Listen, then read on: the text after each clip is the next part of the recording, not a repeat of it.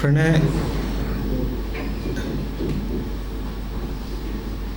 like everything else in nature, man's mind too follows the normal distribution.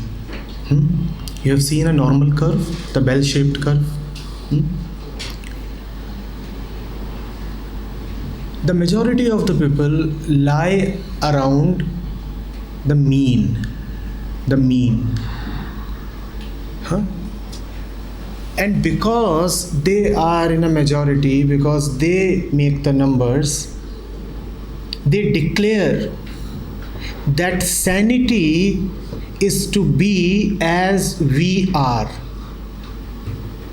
It's a very arbitrary declaration, but nevertheless it is always made that sanity is as the majority is. So whosoever lies on the fringes, on the ends of the distribution, is always going to be declared mad or insane. There is no other definition of insanity. Insanity means that this person is not of the same mind as the majority is.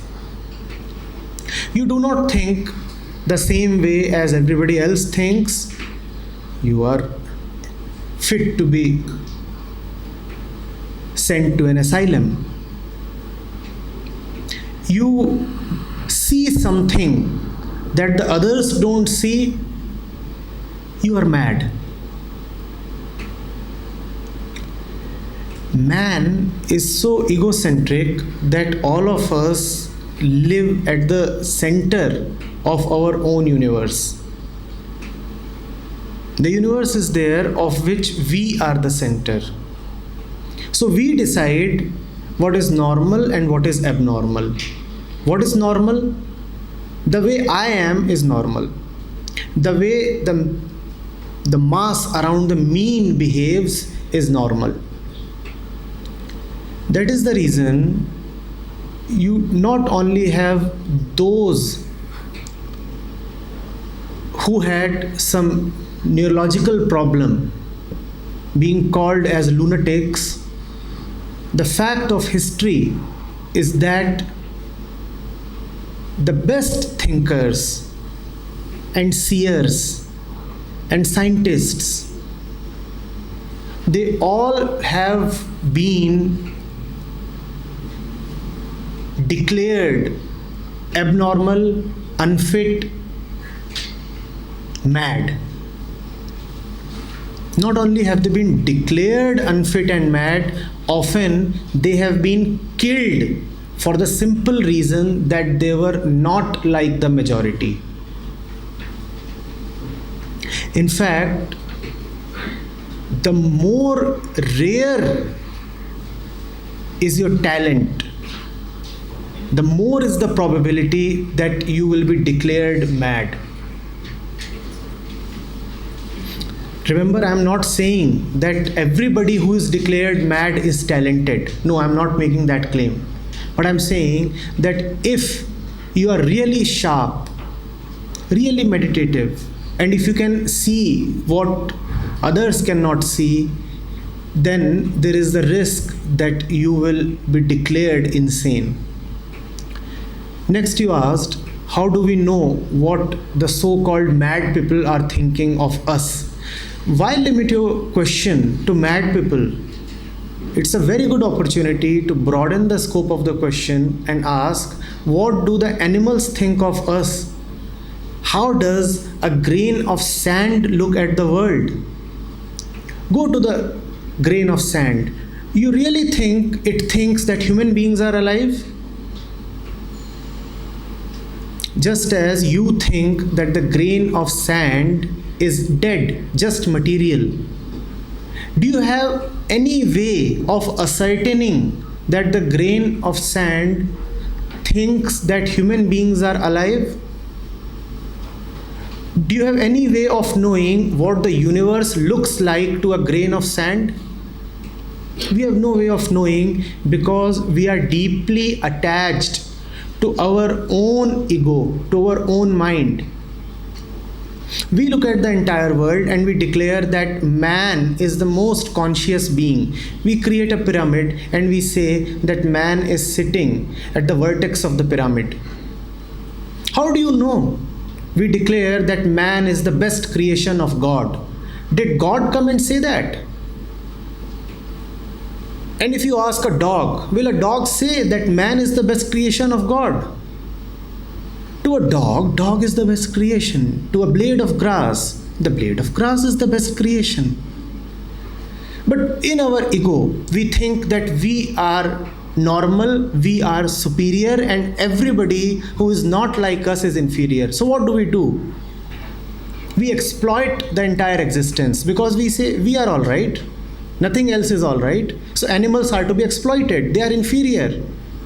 They can't discover things. They don't have science. They don't have language. So they are inferior. How do you know that they don't have language?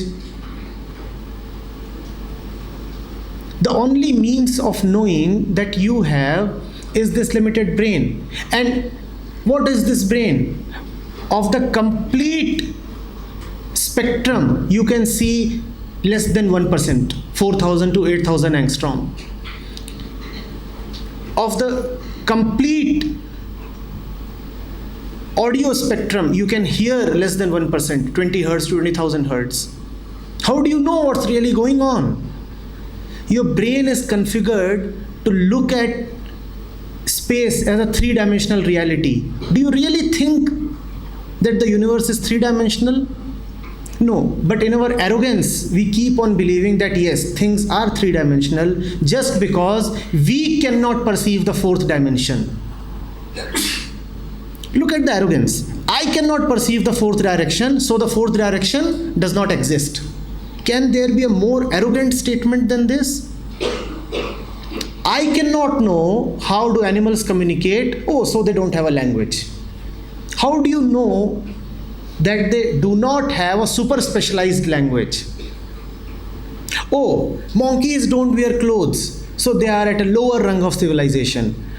Go and ask the monkeys what they think of you. But you have no way of communicating with the monkey. So you live in a self-enclosed system of belief and assume that this is the truth, which is sheer stupidity. Sheer stupidity.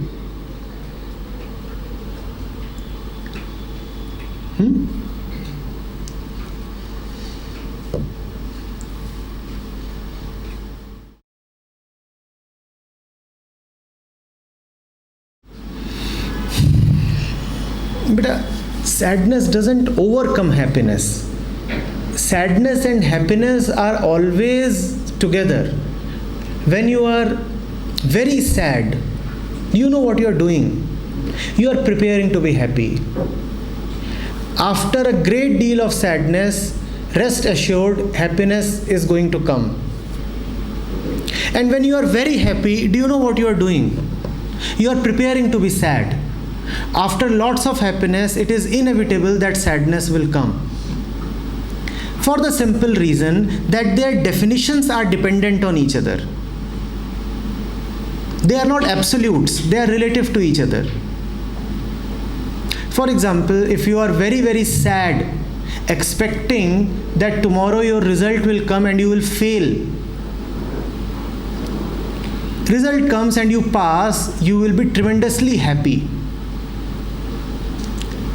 You are tremendously happy only because you were very, very sad the previous night. Had you not been so sad, expecting that you will fail, you could not have been so happy either. You expect 80% and you get 80%. Is that any matter of happiness? Is that any matter of happiness? But you are expecting to fail and you get 80%. Then celebration, party, right? Is that not so? Happiness is nothing but preparation of sadness. Because they are all relative to each other. The more sad you are, the happier you will be. So those who want to be happy, here is a simple prescription to them. Be more sad. If you want to know the heights of happiness, know the heights of sadness, the depths of sadness. There is something beyond happiness and sadness that is called something else. That is called joy. That is not a state of mind that is dependent on something else. That is not that comes and goes with time. It's your inner sense of fullness, which you retain in sadness and which you retain in happiness. Right? It's something totally different. Ask for that. How can I have that? That even when I am sad, I am all right. And when I am happy, even then I am all right. In happiness, I do not go mad. In sadness, I do not become depressed. In both the situations, there is some point within me that remains balanced, untouched. Nothing can shake it. And that is called joy. Those who will run after sadness will get happiness. Those who are worshippers of happiness will end up being sad. It's like a pendulum. When it is going towards this side, it is preparing to come back. When it is going towards this side, it is preparing to come back.